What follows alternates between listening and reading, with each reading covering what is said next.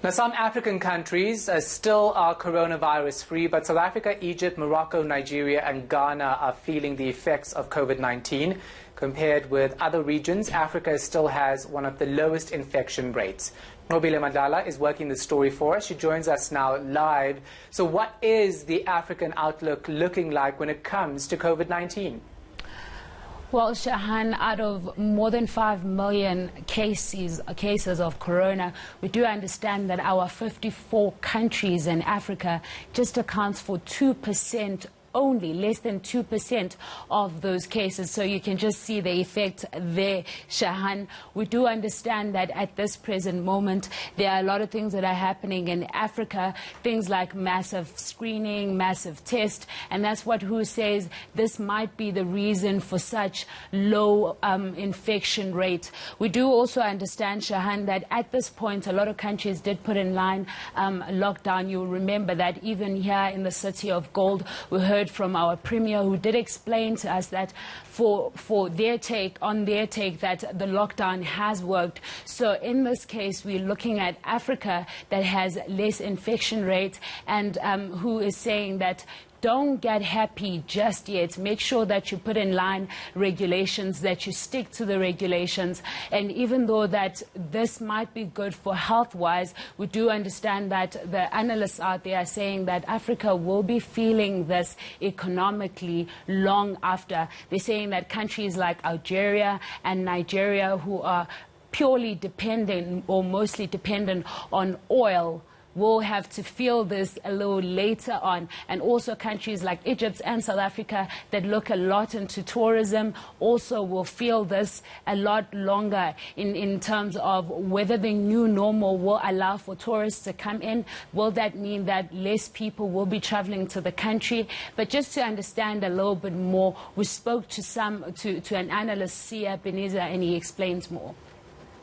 A lot of this is, as I said, rising indebtedness amongst countries, and given that what we've seen, the economic ramifications of the global lockdown is undercutting countries' exports, this has a dire impact for countries' exchange rates, which are likely to depreciate over this period, meaning that the dollars that they borrow from international financing institutions today will definitely cost them a lot more in the years to come as they start paying these off.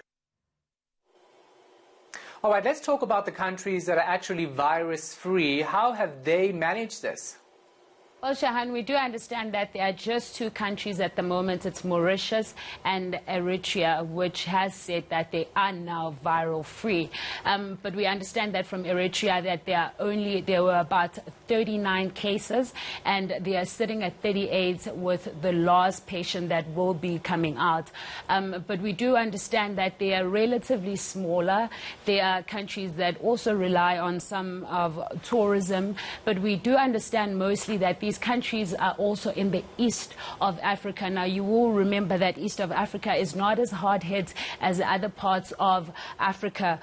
So it was relatively easier for them to fight the virus. But who, again, just explaining that even though that they are at the point where they have fought the virus and they feel that they are free, you need to keep in mind that there are people that can be asymptomatic, meaning that you may not know who has it and who may not have it. And even if you are at a point where the people have tested negative and the massive screening has been successful, it's important to keep the regulations in line. And we do understand at the moment that the two countries that are saying that they are viral free, they are at the moment keeping the regulations as per what WHO has advised so far.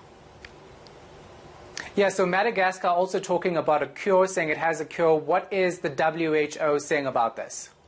Well, according to the tweet from Madagascar, they did say that they are in talks with WHO. And again, WHO also coming out to say that they are in support of African medicine.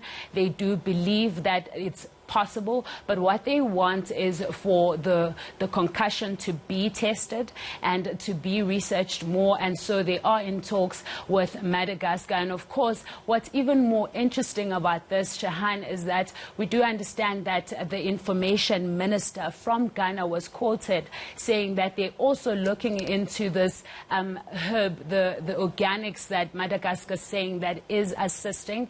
They were quoted saying that they're looking into it. They want their researchers to look more into it. They would like to get it and also see if it will work for the country. But of course, once it has been tested. So who's saying that they are supportive, but they want everything to be done in line. But let's just listen to Dr. Galua just explaining further.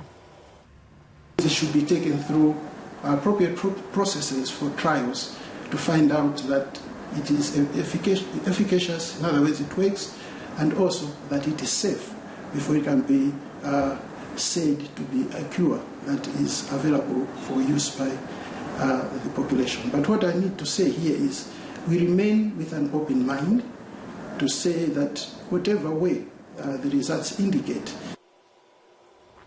All right, we're going to leave it right there. Our reporter, Nqobile Madlala.